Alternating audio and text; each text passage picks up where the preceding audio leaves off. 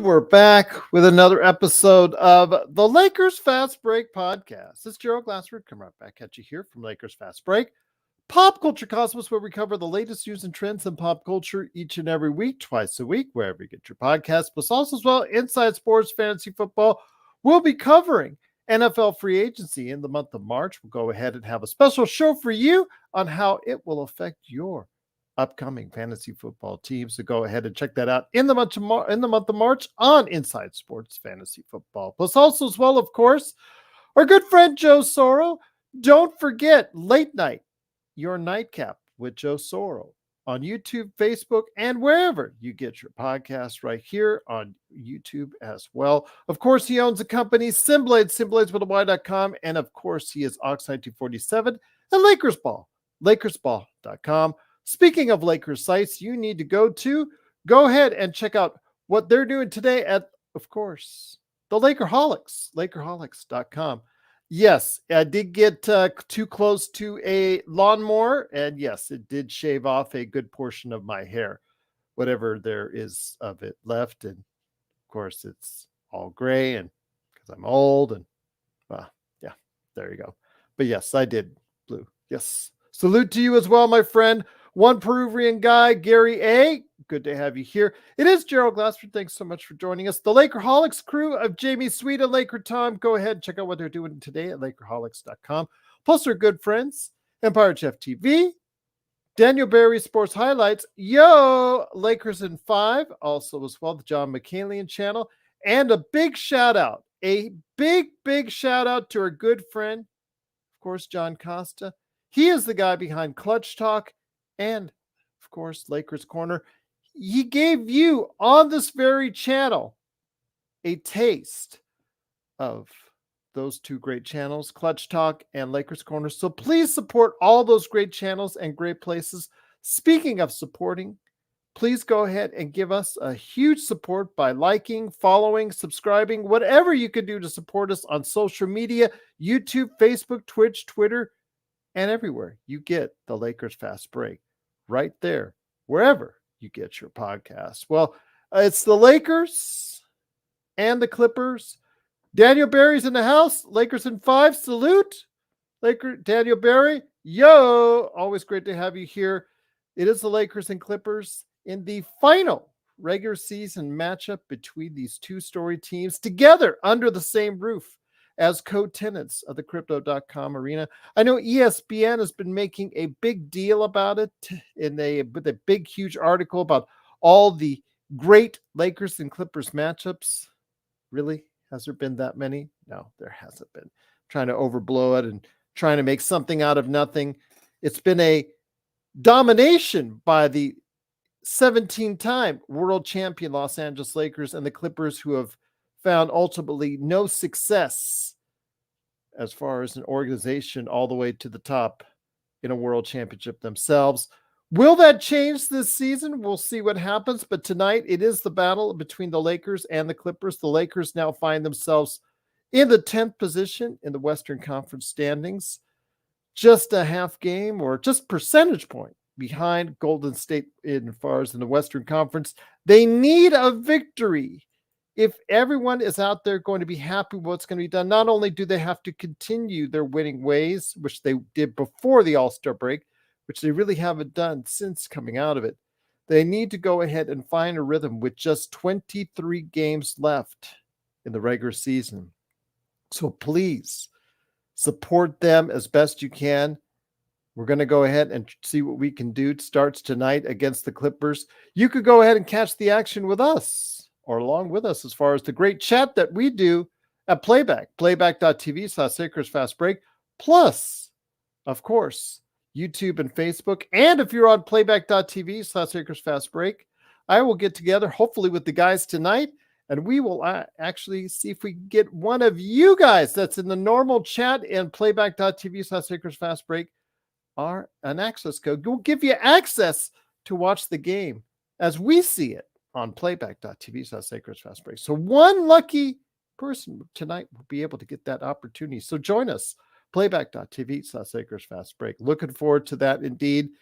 Gary A says, wow, 23 games left. Yes, the season has gone by quickly as always. For the love of God, guard Norman Powell, Doobie says. What's up, Doobie? Great to have you here as always. Haven't seen you in a bit. Always great to have you here. Adam, always great to have you here. I know you cannot stand Prince. Let's hope Prince gets under the 25-minute mark tonight. I know that Prince is a sore spot for you as always. Doobie says, if we lose tonight, it's a wrap for the season. Well, it's probably going to mean that we're getting closer to a realization that we'll be 10th, Doobie.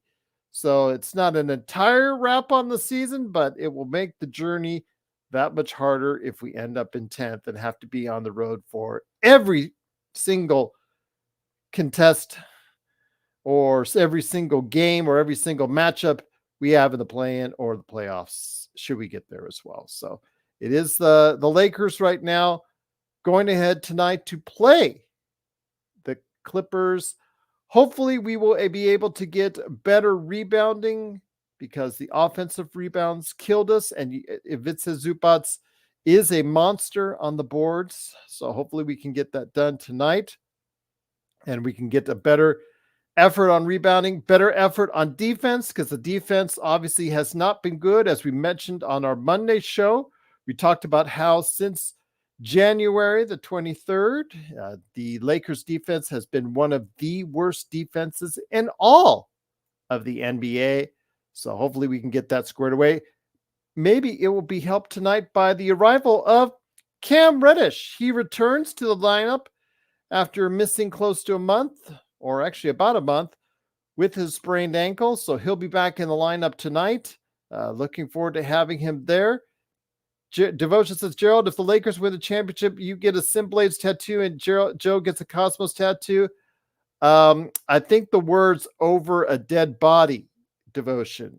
So I doubt that will happen for Joe because he hates tattoos, and the tattoos I like on my body are ones have to get my approval. So I don't think I'll ever get a Simblades tattoo.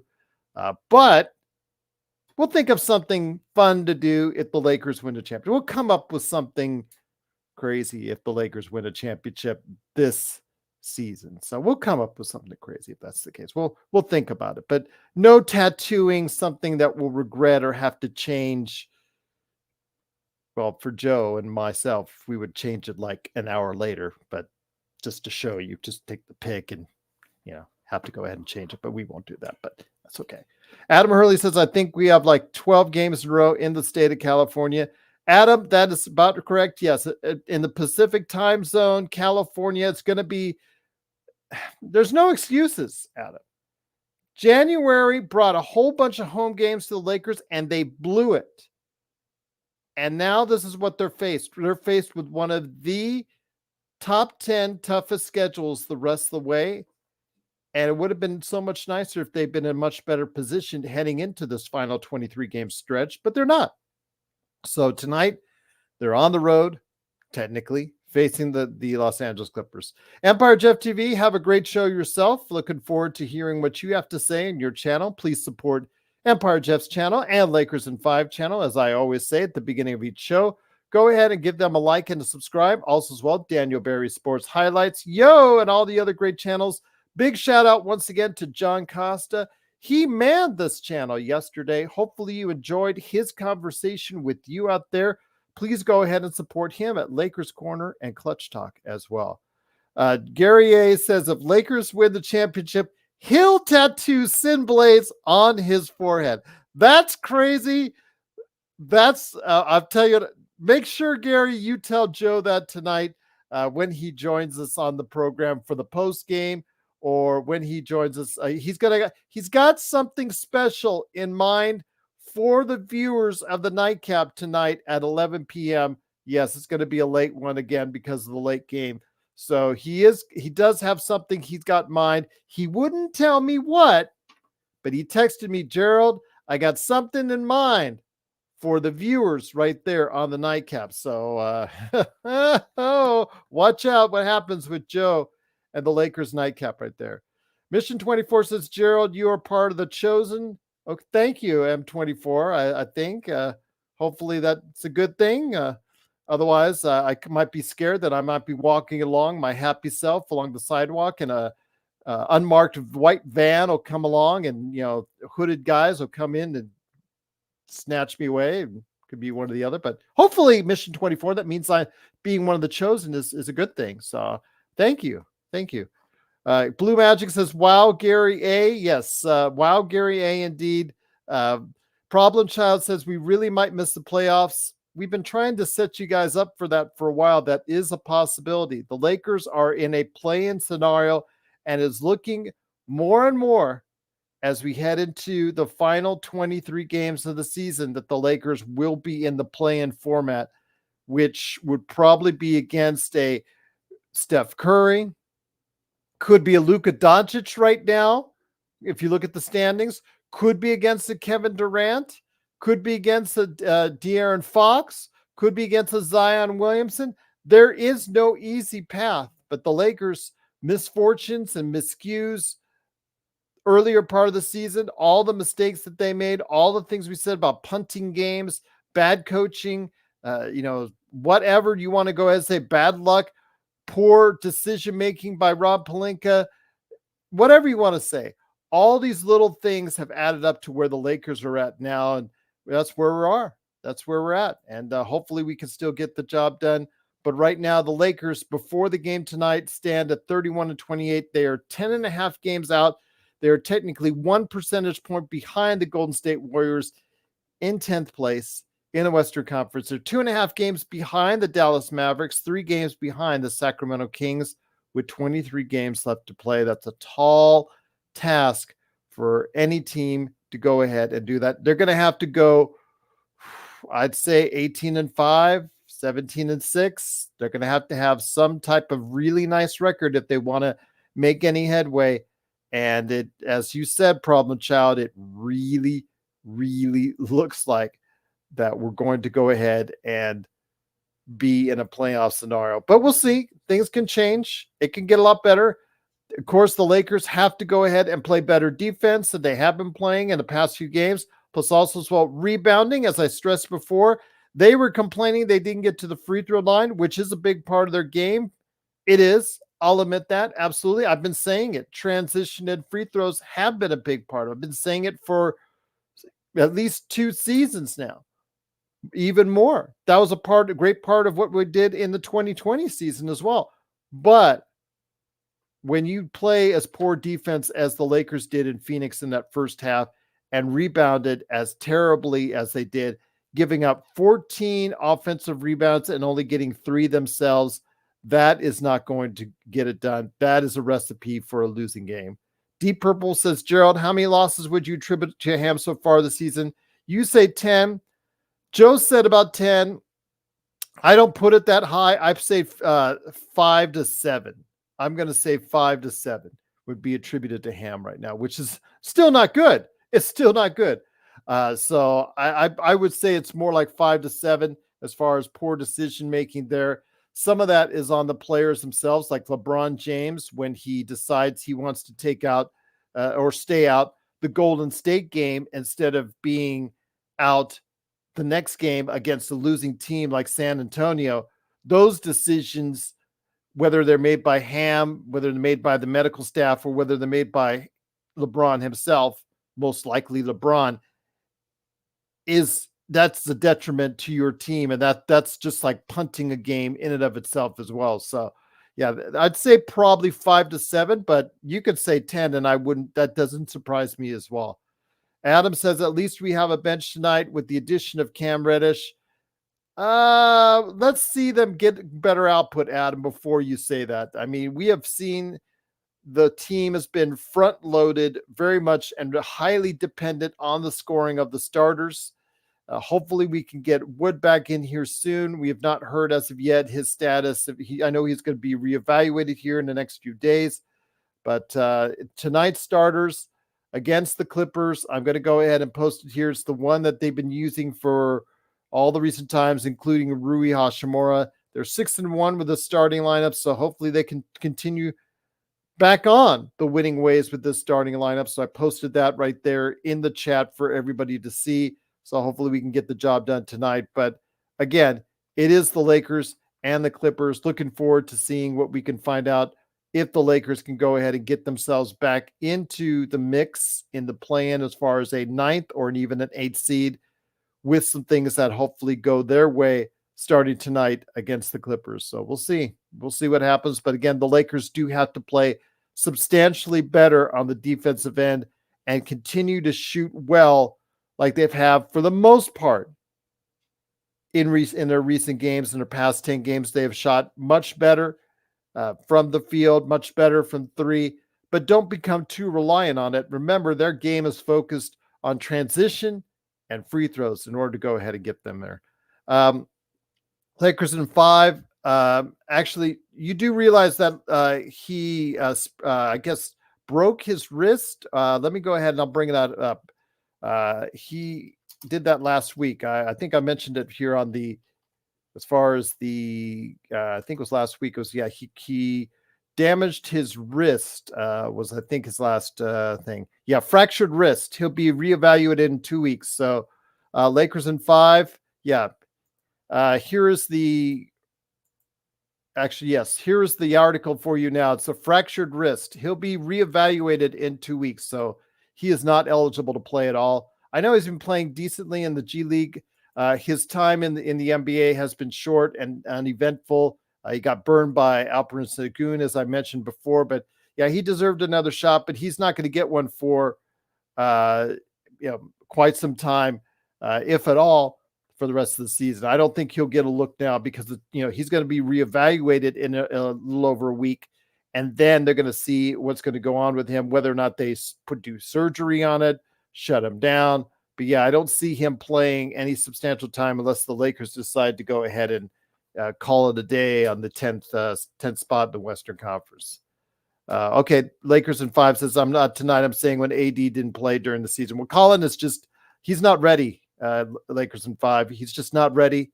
If you saw him against Alperen Sengun where he got abused at that level, you got to be more prepared than that. It's the Lakers. The Lakers coaching staff does not get these young players ready for consistent basketball. I mean, the way the team has missed on these draft choices that they have, and the way that they're not prepared at all to come out there and give you any kind of contribution. The fact that they weren't even in the rotation, the fact they weren't even in Phoenix tells you 50 games plus in how bad those two are as far as how they've not been developed. And for them, they've not even tried to go ahead and elevate themselves into a position where they're in a place that they contribute on the team. So I fault the coaching staff, the development staff, and the players themselves, and also as well the scouts that believe that those two would actually be the first round picks. Jalen Hood-Schifino and also so Max Lewis would be good choices for them, which is unfortunately not going to be the case. Both so far have been miserable failures, and hopefully they will find some sort of footing next season. By next season, maybe obviously they're going to be having to go ahead through another summer league to see if they can develop. We thought Max Christie would take that next step, but unfortunately he's been a hit or miss every single game. You don't know which Max Christie you're going to get. You're going to get the awful Max Christie or the good Max Christie, and unfortunately he's not been consistent either. So yeah, all the Lakers recent draft choices have not been ones that can consistently help the team, and that's been a big problem as part of that concern. Yeah, Chet was putting the work against Sengun. Darvin salivating for more Prince minutes. That's hopefully not going to be the case, Kurt, but you and I both know he loves Prince, and so he's going to be utilizing him quite a bit, I imagine. And I know Adam's not going to be happy to hear that. He's probably going to get his 25-plus minutes. That's going to spell doom for the Lakers unless they find a way out of it. So Gary A says, Lakers coaching staff couldn't get a YMCA rec team prepared. Well, I'm not saying I would disagree with you on that, because you've seen with the lack of development from their two draft choices, Colin Castleton, even though he's played well at South Bay, like Lakers in 5 has said, he has certainly not looked in the small times he's been there ready to be able to take that step in the NBA. It's something where you have to go ahead and make sure that they get in the best platform possible. And the Lakers have not done that for their young players. And get them some time, get them some experience, get them some burn out there. in times where they can exceed, not just throw them out there against top players in the league and expect them to go ahead and do well. Every time they've done that, they've failed miserably. So, yeah, absolutely going to see if we can go ahead and hopefully get maybe a better coaching staff here in the future that can go ahead and develop players a little bit better than what we're seeing, and also get in more talented players, because the scouting staff has blown it with the last 2 years of picks. Juan says, what's up, guys? Indiana's helping us. If Denver can beat Sacramento, we just need to step the hell up. Well, we've been saying that, Juan. I appreciate your positivity. Much more power to you. We've been saying this now for quite some time, that the Lakers need to step the hell up. The Lakers have, again, they've got a lot of games in the Pacific time zone coming up, but it is also one of the harder schedules in the league. It's one of the top 10 most difficult schedules to close out the season. When they had the opportunity against teams not quite as skilled as they were, when they had a home-friendly schedule in the month of January, they didn't get it done. So they have no more excuses now. They have no more excuses. It starts tonight in the Battle of the Crypt, one last time as co-tenants of the Crypto.com arena, unless they meet against each other, as Joe has suggested, in the playoffs, which would be something to see, absolutely. Gary A says, how does a franchise like the Lakers not have elite player development? Well, obviously we're seeing it done right now, Gary. I mean, the choices that they made as far as talent evaluation is been in the past couple of years been below average. I mean, right now you see it. The rookies have given you nothing, whether it's undrafted or drafted, have given you nothing. The last rookie to give you something is Austin Reeves, to give you anything consistently, because Max Christie hasn't been able to do it consistently, and certainly hasn't the rookies. But we've seen other rookies throughout this league. Golden State has 2 rookies contributing big time to their organization right now. We've seen, like we talk about Cam Whitmore, who has done a really good job since being brought up from the G League. He's been doing a solid job for Houston at this point.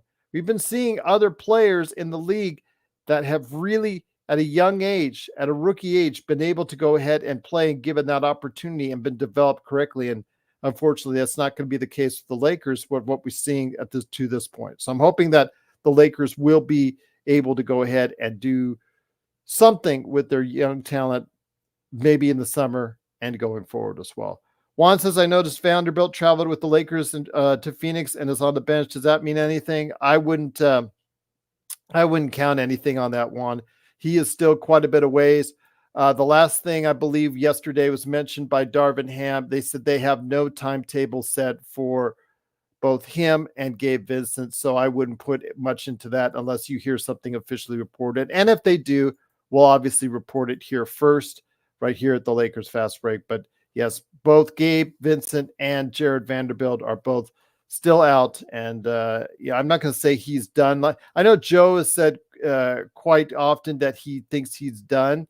And I don't want to put a whole bunch on that yet. As of yet, I don't want to go ahead and say he is officially done, but it is not looking good for him right now. But hopefully he can get back before the end of the season. There is 23 games left. Yes. So the latest to let you know is that Gabe Vincent and Jared Vanderbilt, they've not progressed to on-court work in their respective rehabs. So they're not even on the court yet. They're not even to where they're dribbling a basketball and working out on the court. So they're still a ways off, Juan. Unfortunately, that's the case. Tears of Joy said, what's JHS's value if they trade him this summer? Should I be nice, Tears of Joy, or should I be real? Let's just put it that way. For me, I mean, everybody in the league sees what his value is. Everybody in the league sees he's not played at all. Everybody in the league sees that he's been a miss as a draft choice. So his value is maybe a second rounder at best at this point, a late second rounder. We'll have to see. He has to regain that value. He has to start playing well starting in the summer, because the Lakers are in a must-win situation now every single game until the end of the season. So they have no time to go ahead and float rookies out there right now. It's too late for that. Now you got to go ahead and just everything, put all your chips in right now So a guy like JHS or a guy like Maxwell Lewis or a guy like Colin Castleton, if he should come back from the fractured wrist, they're not going to get any playing time until the summer, or unless the G League is calling for them. Heavy Duty says, thank you, Gerald, sensational moderator. Truly, thank you for watching. Cannot thank you enough for doing so. Through the Wire says, thanks for the recommendation. Cheddar Bay biscuits are worth every calorie. They are indeed. They are awesome. I have nothing but the highest of them. It is so sad, though. I don't know if you've heard that the Red Lobster chain has had its share of troubles. The endless shrimp was such a monumental failure for them because it was so popular, but they priced it too cheap for them and they took a major loss on it and they're experiencing troubles. Though, and the thing is, the Red Lobster, they've already optioned out those Cheddar Bay biscuits. You can go out to a store right now and buy those Cheddar Bay biscuit mix and make it yourself. Yet they should be making a ton of money on that, and somehow even that hasn't saved the company. So, Sports Baby, what's up? Great to have you here, but Cheddar Bay biscuits are the bomb.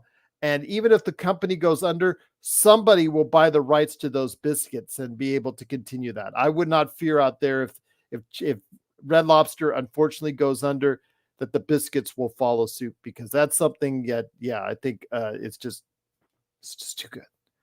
Sports Baby, what's up? Gary A says the Lakers are in a must-win situation. They've been a must-win for a while, Gary A. While James busy load managing and pouting about Bronny. Bronny has been a disappointment so far in USC, but I don't want to put too much on the kid, Gary. He did have. I'm thankful he's alive. I'm thankful we're talking about Bronny. I know Joe says he doesn't care about Bronny and all that. I am thankful that he has, that we're talking about Bronny. I'm thankful that he's back on the court.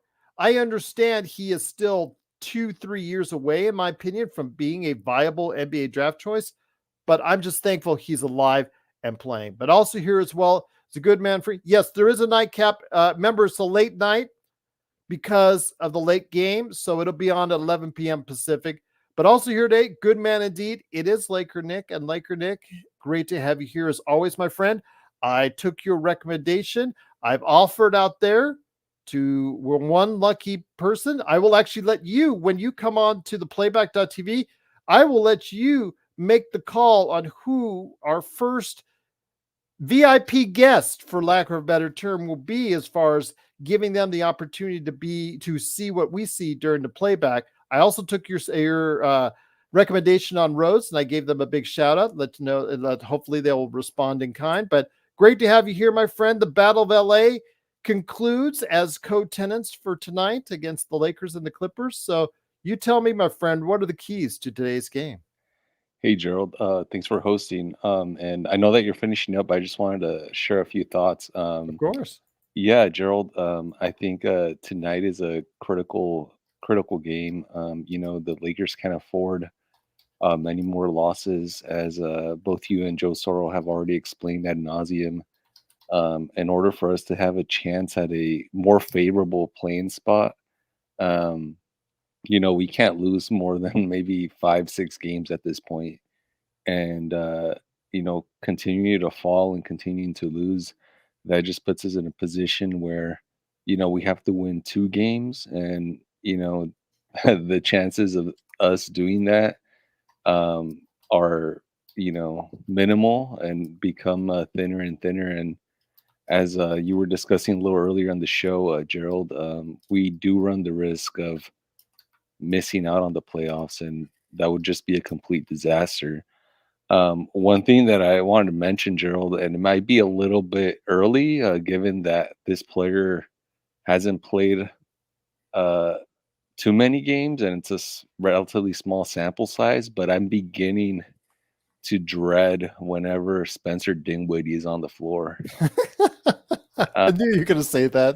you know, I'm just like, I get these feelings of you were talking about The Shining the other day with Cool Bro, Gerald. I get these feelings of horror now whenever Spencer takes a shot or uh gets some activity on the floor, which he's been getting a lot of minutes. So hopefully he turns it around tonight. So that's actually something that I'm hoping he does in tonight's game.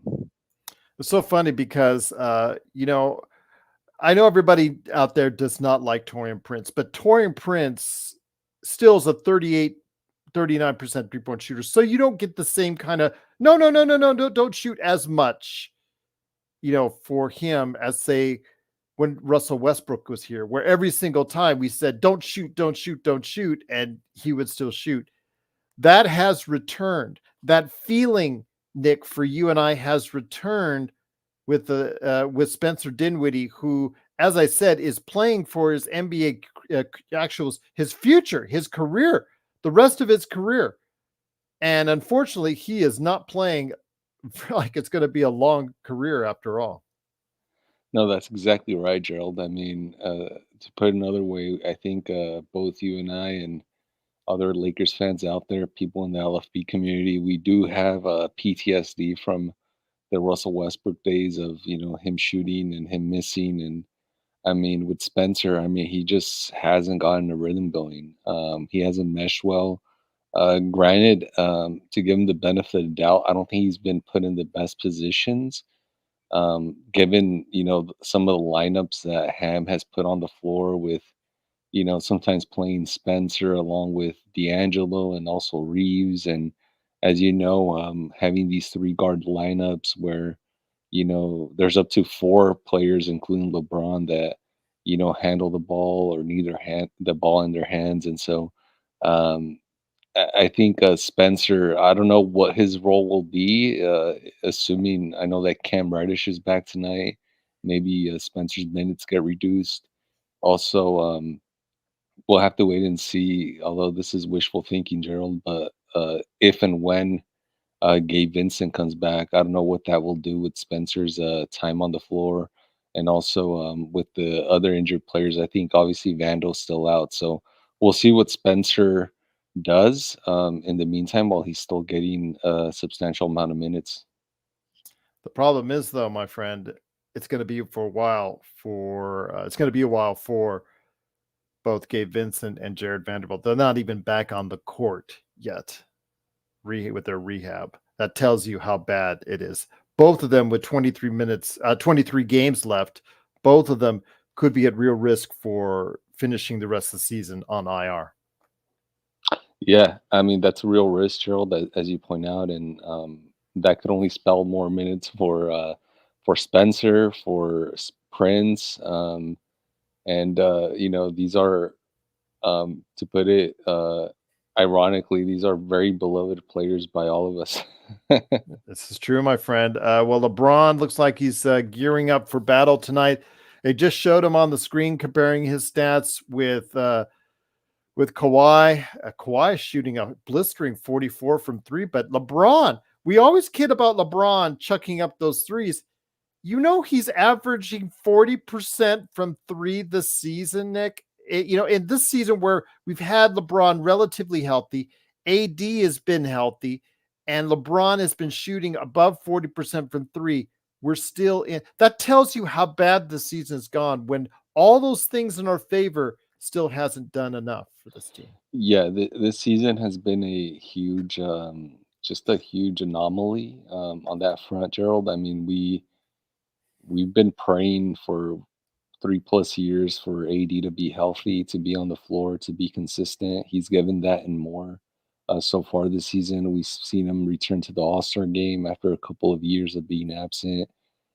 As you mentioned, LeBron's been effective from uh, from 3 point distance, and also he's been doing what he can at this point in time in his career. And I don't know if I should blame it on the lackluster supporting cast, on the bad coaching, on the organization. I'm sure that the blame is divided among those three things, if not equally, at least shared. And so we'll see what the Lakers do in the off season, Gerald. Hopefully, as long as they're still playing and they're still doing their thing, we'll keep watching and keep supporting.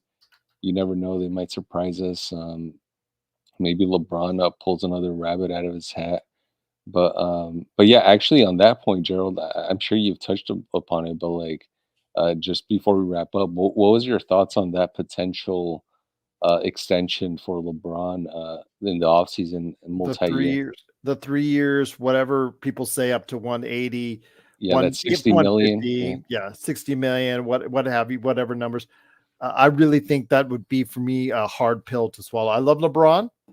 But I'm a LeBron fan, not a LeBron stan. There's a difference between a fan and a stan. A LeBron stan would say, "Oh, he should go ahead and sign it." But you know me, Nick. I'm a realist.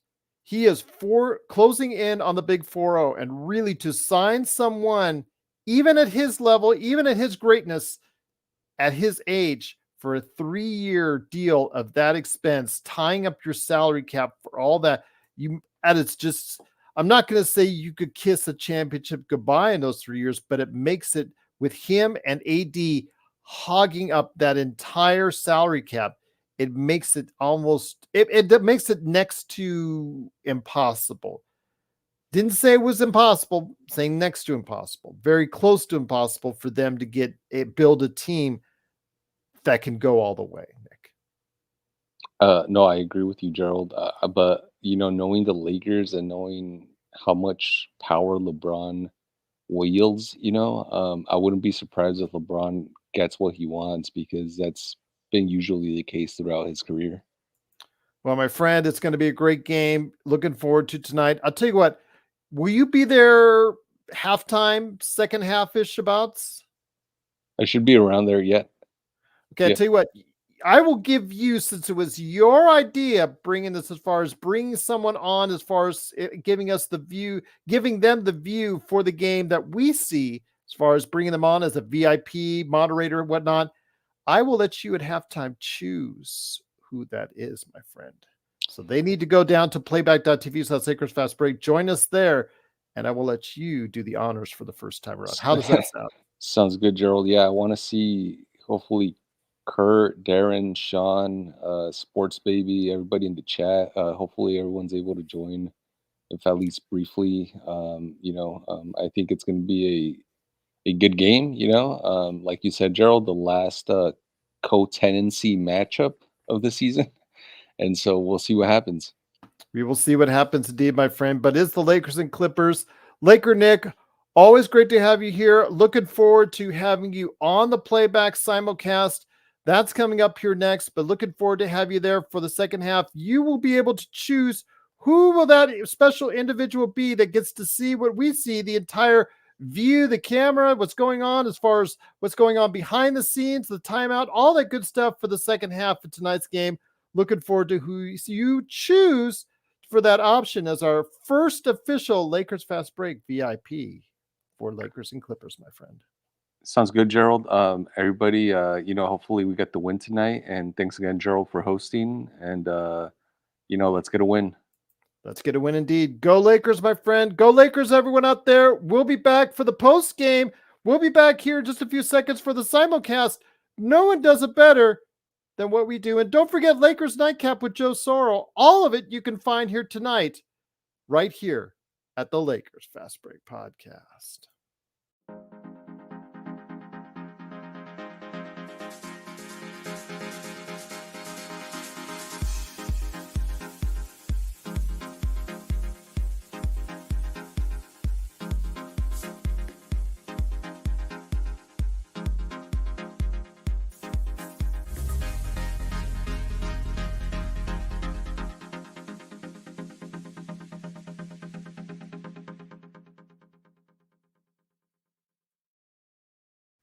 Thank you, everyone. Be safe out there and enjoy the game. Once again, please join us, playback.tv/Lakers Fast Break. So for Laker Nick, it's Gerald Glassford. Thanks so much for watching, and we'll see you soon on the simulcast and tonight on the post game right here at the Lakers Fast Break.